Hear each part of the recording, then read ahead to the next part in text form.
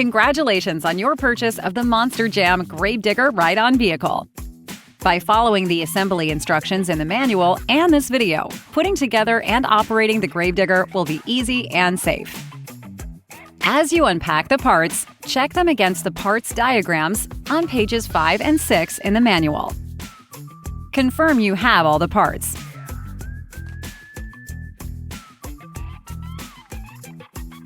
Some parts are located underneath the truck frame. The steering linkage is also zip-tied to the frame. Slowly roll the truck frame onto its side. Set the wheels, steering rod, and rear axle aside. And then continue rolling the truck frame upside down. Remove the zip ties and set the steering linkage aside. And then remove the remaining zip ties from the frame. Lift the gearbox frame tube and insert the rear spacer to support it. Now you're ready to begin assembly. Start by connecting the motor wire cover tubes to the motor housings. Position the motor wire tube covers onto the motor housing and screw each of them in place with 3 Type A screws.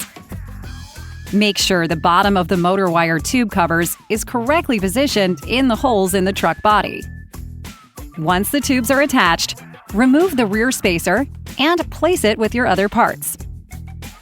Next, you'll insert the long, straight end of the steering rod into the opening in the truck body.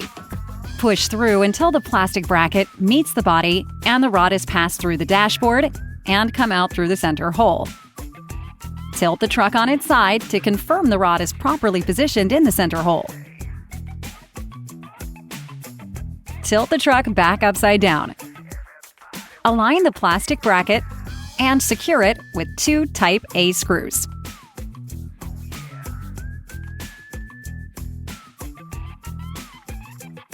Now, remove the hex bolts from the unattached ends of the rear shock absorbers.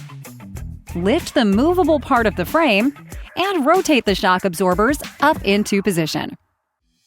Secure them in place using the hex bolts. Tighten the hex bolts using 2 hex wrenches. Follow the same process to secure the front shock absorbers.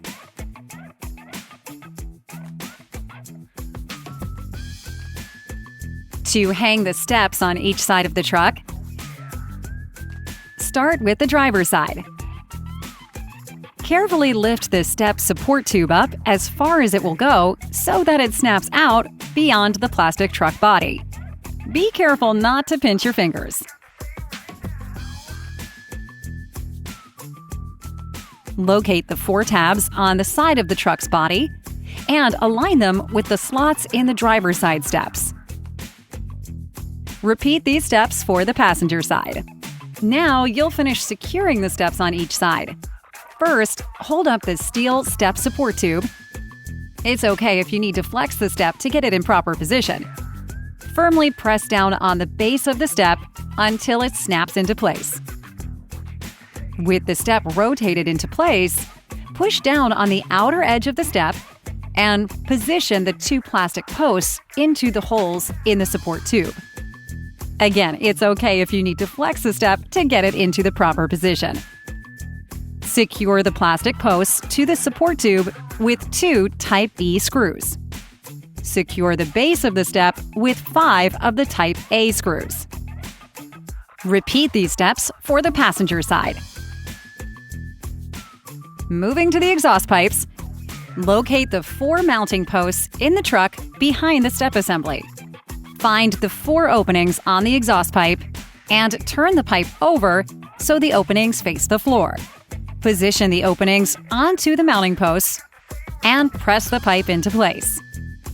Secure the pipe with 4 Type A screws and repeat the process for the exhaust pipe on the other side. Insert one end of the rear spacer into the space between the taillight and the body, and then rotate the other end down into place. Be careful of the light and the wiring. Firmly push the spacer down, bending it as necessary until it snaps into place. Align the mounting holes in the spacer with the holes in the body.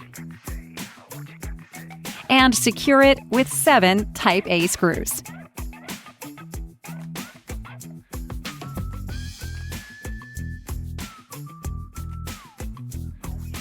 Insert the bumper's 2 long tubes into the ports in the rear spacer.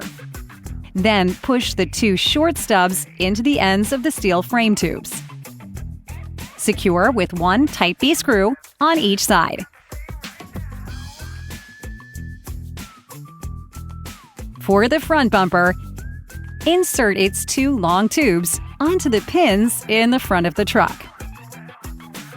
After seating the tubes onto the pins, push the 2 short stubs into the ends of the steel frame on each side.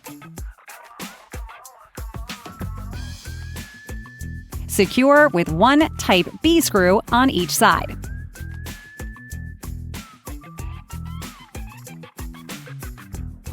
Start by removing one of the flange nuts from the axle using the plastic sockets.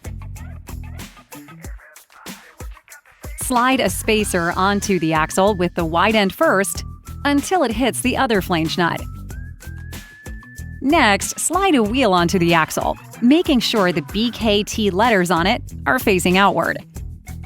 Now, fully slide the axle through the gearbox and rotate the wheel until it is correctly aligned to engage the hexagon drive coupler into the hexagon shape in the wheel. Slide the other rear wheel onto the opposite end of the axle until it's aligned with the drive coupling. Slide the spacer on, pressing it into the hub of the wheel, and then place the washer and the flange nut on the end and tighten. Using 2 sets of the combined socket and screwdriver tool, tighten the left and right flange nuts at the same time. For the steering linkage, you'll start by removing the bolts and nuts from the steering arm of the truck.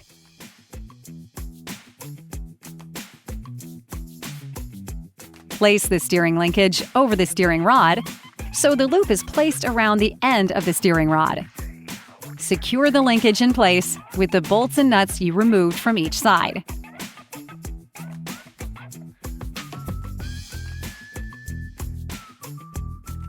Be sure to tighten securely with wrenches.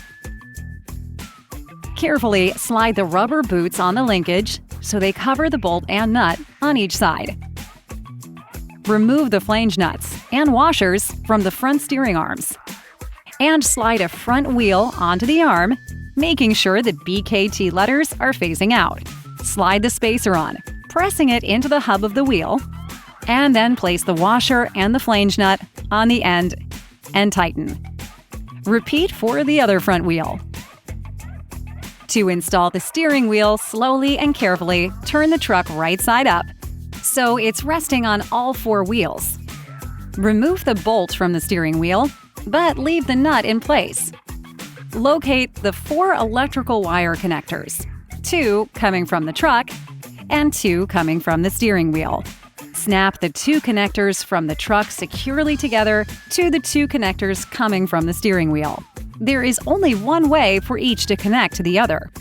With the wires connected, feed the wires down into the hole in the steering wheel pedestal, moving the steering wheel down and onto the steering rod at the same time.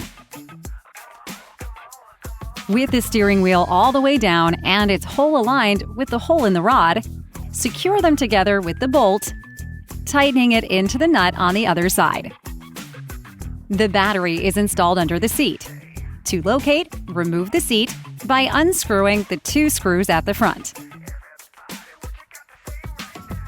Connect by snapping the battery and the truck electrical connectors together. Please note this is the same connector that will be used to charge the battery.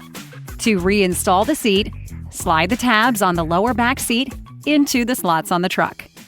Lower the front edge of the seat into place and secure it with the 2 screws. To complete the assembly, simply slide the flagpole into the slot on the left rear of the truck, and you're ready to roll. The battery requires 14 hours of charge time before it can be used the first time. To charge, connect the male battery charger connector to the female connector on the battery, and then plug the charger into a wall outlet. For further detail regarding assembly, operation, safety, and warranty, please consult your manual. To register your vehicle and activate your warranty, visit bravosportscore.com. For any additional assistance, call 1-866-434-6067.